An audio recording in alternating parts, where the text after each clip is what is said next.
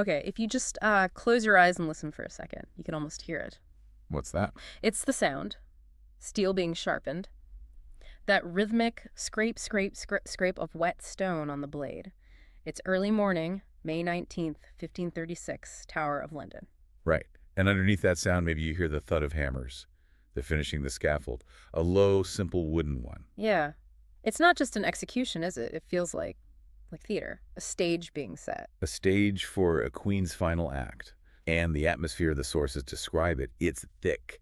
You've got the damp smell off the river, maybe that metallic tang of fear, and strangely, chapel incense. And the detail that always gets me, the really chilling part the sources mention, is where they housed her. Ah, yes. In the queen's apartments, the very same one she stayed in just 3 years earlier, before her coronation. The contrast is just horrifying, isn't it? Forcing her to be in that space, surrounded by the ghosts of her triumph, while waiting for, well, for the end. Exactly. Confronting the journey from queen-elect to condemned traitor in the very rooms that symbolized her peak. So our mission today, really, is to unpack the sources on this. Not just the execution itself, but the whole calculated machine Henry and Cromwell built to make her fall seem, well, inevitable. And total. Comprehensive destruction. And to really get that speed, that cold ruthlessness, we need to rewind a bit, don't we? About 4 months earlier. Yeah, back to the moment Henry seems to decide she has to go. Because it didn't really start with treason, did it? It started, like pretty much everything with Henry, with his obsession for a male heir. And Jane Seymour waiting in the wings. And Jane Seymour. But the flashpoint, the psychological turning point the sources point to, seems to be January 1536. Anne has another miscarriage. Devastating. And the child was reportedly male, wasn't it? Reportedly male, yes.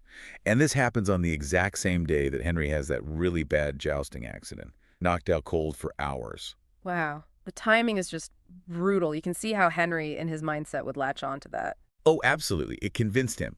This union, their marriage, was fundamentally cursed by God. And that's the fascinating bit, isn't it? He uses the exact same theological reasoning. That he'd used against Catherine of Aragon years before. Precisely. It just shows the sheer cynicism. It wasn't just politically inconvenient anymore. He decided it was cosmically wrong. But, divine displeasure wasn't enough. He needed proper legal grounds. Grounds that wouldn't make him look like he'd made a mistake marrying her in the first place. Exactly. And that's where Thomas Cromwell comes in. Master political operator. His job. Anticipate the king's desires and build the case.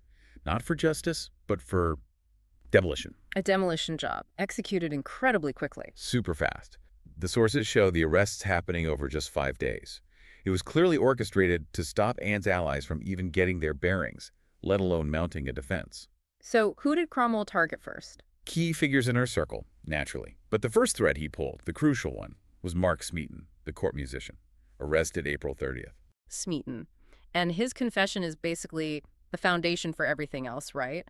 But the sources are pretty clear it wasn't exactly voluntary. Not at all. They strongly suggest it was extracted under, well, let's just say circumstances likely including torture, probably at Cromwell's own house. So not really evidence. It's a forced statement. Probably terrified. Broken by terror is how it sounds. Willing to say anything. And that gave Cromwell what he needed. Names, dates, places, the appearance of substance. Once he had that, the net just widened instantly. Next up, Henry Norris. Groom of the stool, one of Henry's closest friends. Arrested during the May Day celebrations, of all things, the symbolism.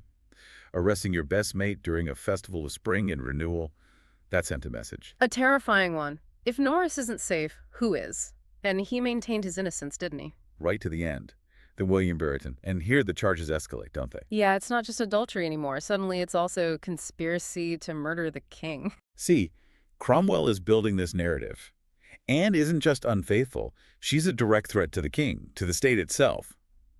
But the most shocking charge, the one designed purely for maximum impact. Her brother, George Boleyn, arrested May 2nd on charges of incest. Incest. I mean, it was so monstrous, so unthinkable for that court. It served a very specific political goal. Which was? To make Anne seem utterly depraved, unnatural, so vile that any punishment would seem justified. It basically silenced anyone who might have wanted to defend her. Defend Anne, and you look like you're defending incest. Nobody wanted that. So clever, so cynical. What about Anne's reaction to all this? Well, she was arrested after watching Henry play tennis, apparently with Francis Weston, another of the accused. And when her own uncle, the Duke of Norfolk, reads out this long list of charges, adultery with 5 men, incest, plotting Henry's death, she reportedly laughed. I laughed. I can almost see why. The sheer absurdity. A queen watched constantly, managing multiple secret affairs for years. It does stretch belief. It really does. The logistics alone seem impossible under court scrutiny. The real danger, maybe, wasn't the sex itself, guilty or not, but having so many powerful male allies close to her. That's what Henry couldn't tolerate. But the laughter probably didn't last long. I imagine not, especially when she realized the trials were just theater, judicial theater. Her trial, May 15th, it was rigged from the start. How so? What were the constraints? She couldn't call her own witnesses, couldn't cross-examine the accusers, no lawyer. Her guilt was just the starting assumption. And the evidence. You mentioned Smeaton's confession, but what else? Vague stuff, court gossip, gifts exchanged, and this really damaging testimony from Lady Wingfield. Who was conveniently dead, right? So couldn't be questioned. Exactly. And to make it all seem factual, the prosecution just invented these incredibly specific dates and locations for the alleged affairs. Like adultery with Norris on October 6, 1533. Yes, dates like that. But historians look at these dates and point out, hang on, Anne was often pregnant or had just given birth or was in confinement during these supposed times. It just doesn't add up. It unravels pretty quickly under scrutiny. Then there's George Boleyn's trial. You said he defended himself well. Incredibly well, by all accounts. He was known for his eloquence, and he seemed to be genuinely swaying the peers, making them doubt. But then he made a catastrophic mistake. What did he do? He was given a written note, part of the evidence, supposedly detailing something Anne had said. He was told to read it silently and respond.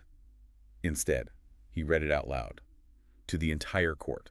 And what did it say? It concerned Henry's alleged sexual difficulties, his supposed impotence, and Anne complaining about it. Oh, wow. That's not just treason evidence. That's a direct hit on the king's manhood, his reputation, in public. Precisely. Forget the adultery or treason charges. That comment, read aloud, sealed George's fate. It was a massive insult to the king's honor. Unsurprisingly, the guilty verdict came back from the peers. Foregone conclusion, really. And the sentence? Death. By burning or beheading. Beheading was offered as the king's mercy. Mercy. Right. But even before the sentence could be carried out, Henry pulls another move, doesn't he? The annulment. Yes. The ultimate cynical twist. Archbishop Cranmer is summoned on May 14th. That's the day before Anne's trial even concludes, and told to declare the marriage null and void. Okay, hold on. How does that even work legally, if the marriage never legally existed? Because Henry had supposedly had a previous relationship with Anne's sister Mary.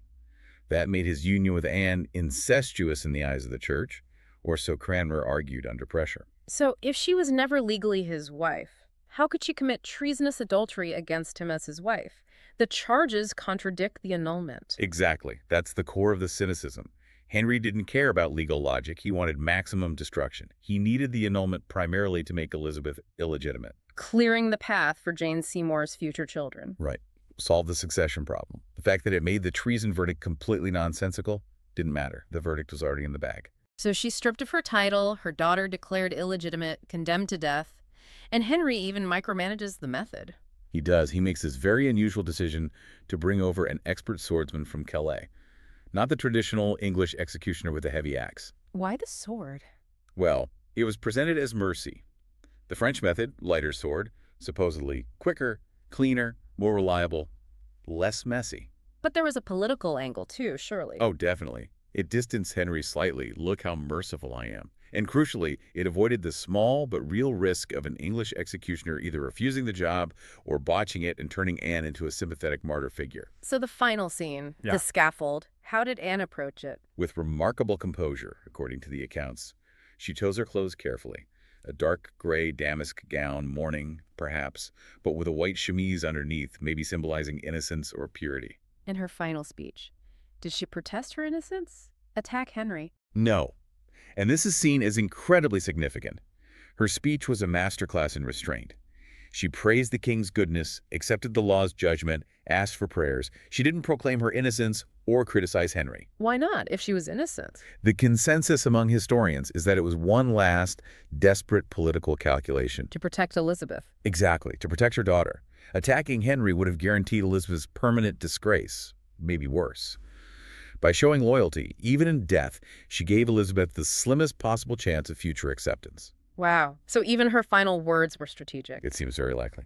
Then she was blindfolded with a white cloth, French swordsman did his work. Apparently, it was incredibly quick, precise, instantaneous, A swift end to a brutally orchestrated downfall and the aftermath. just as brutal in its speed. Henry married Jane Seymour just 11 days later, May 30th, a private ceremony. 11 days. And Anne's burial. The final indignity, really. No queenly resting place.